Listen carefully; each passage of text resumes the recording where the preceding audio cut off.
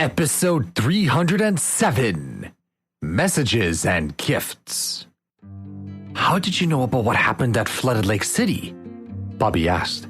He was completely captivated by the Empress's beauty and frankness. As he spoke, his left eye glowed blue. He hadn't meant to reveal his identity in this way, but the Empress's words and charm had unwittingly forced him to do it. I was right, she said, noticing the glow coming from his eye. You really are Bobby, the one who flipped Flooded Lake City on its head. You're not going to hand me over to the Lord of the Flooded Lake City, are you?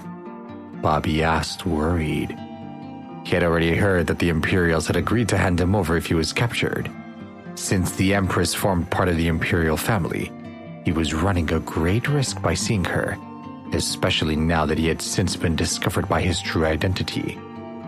Not only had she reached the true Lord rank, but she could also count on the power of her charm and intelligence. It was even rumored that she controlled all the important decisions made by the Emperor. Luckily for you, I don't have a very good relationship with Lord Caspian, the Empress said. Now, let me ask you, why have you traveled millions of miles to come and find me? Oh, I hope she's telling the truth, Bobby thought. She's so charming that I'm starting to feel like it's a trick.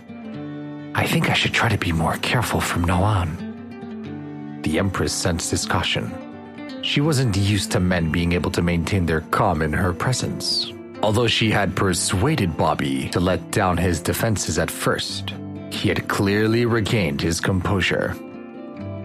I came to give you something, Bobby said.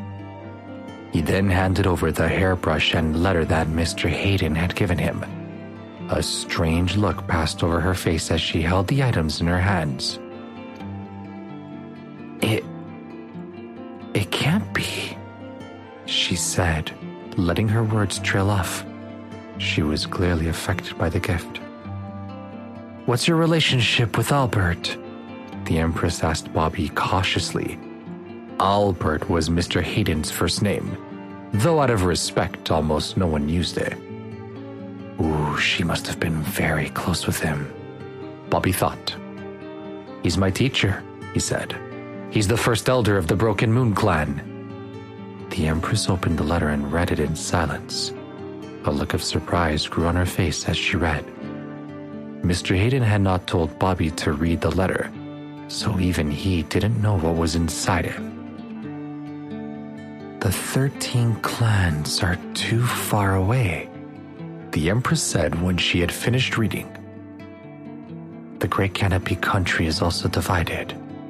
Unless it's united, there's no way that the 13 clans can be helped. Bobby had already guessed that much. Mr. Hayden doesn't have any hope that the 13 clans can be saved, she continued.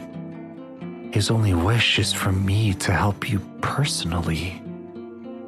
She had a strange look on her face which Bobby could not decipher.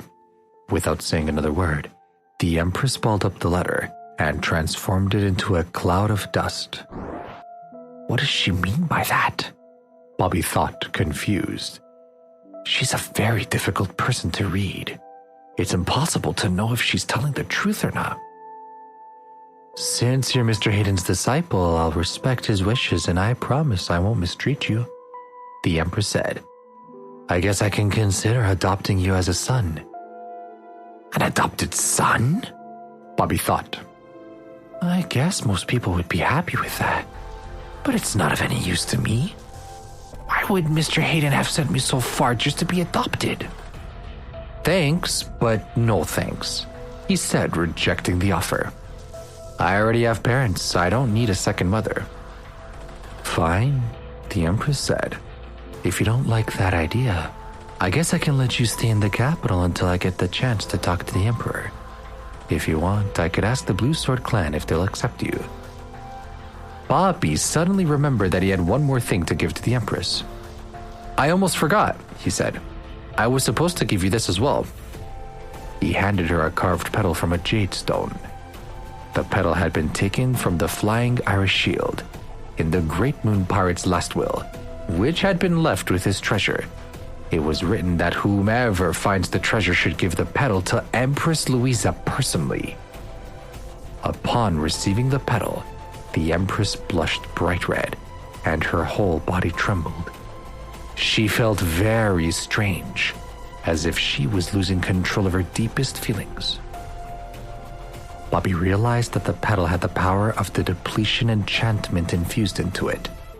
If he had wanted to, he could have easily taken advantage of the Empress's weakness and confusion to manipulate her however he wished. The Great Moon Pirate must have planned for all of this all along, Bobby thought. It's as if he had designed a way to get revenge on the Empress after his death. I guess he calculated that one of his disciples would find the treasure and take advantage of this chance to abduct the Empress. Luckily, I'm not the kind of person to do something like that.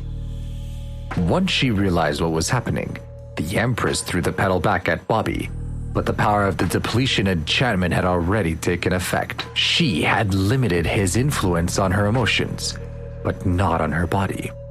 She was left almost totally paralyzed and unable to move. "Kill him!" she shouted to her assistant, unable to move from where she had fallen. "Are you sure?" the assistant asked, hesitating. "Do as I say," the Empress insisted. "How dare you plot against the Empress?" shouted the assistant as she charged toward Bobby. "The punishment for treason is death."